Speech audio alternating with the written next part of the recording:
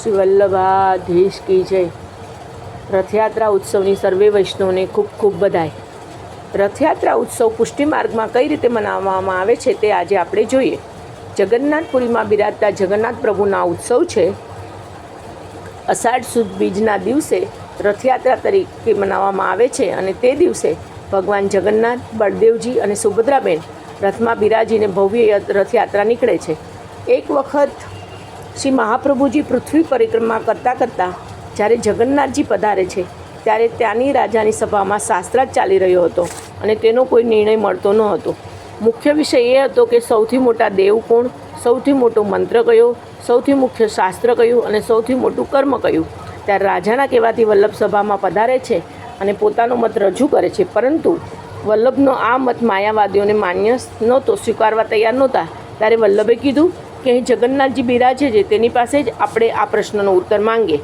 ત્યારે રાજા આ ચારેય પ્રશ્ન કાગળમાં લખી સાથે એક કોરો કાગળ અને શાહીનો કડિયો જગન્નાથજીના ગર્ભગૃહમાં મૂકી દે છે અને ત્યાં ચોકી પહેરો રાખે છે। થોડા સમય પછી દ્વાર ખોલે છે તો કાગળ પર એક શ્લોક લખેલો જણાય છે। કાગળ પર શ્લોક લખેલો જણાય છે, તેમાં લખ્યું હોય છે કે એકો દેવ દેવકી પુત્ર એવ, એકમ શાસ્ત્ર દેવકી પુત્ર ગીતમ, મંત્રોપી એકમ તસ્ય નામાની, કર્મોપી એકમ તસ્ય દેવસ્ય સેવા। વલ્લભ આ શ્લોક વાંચી સંભળાવે છે, સૌએ સંમતિ આપે છે।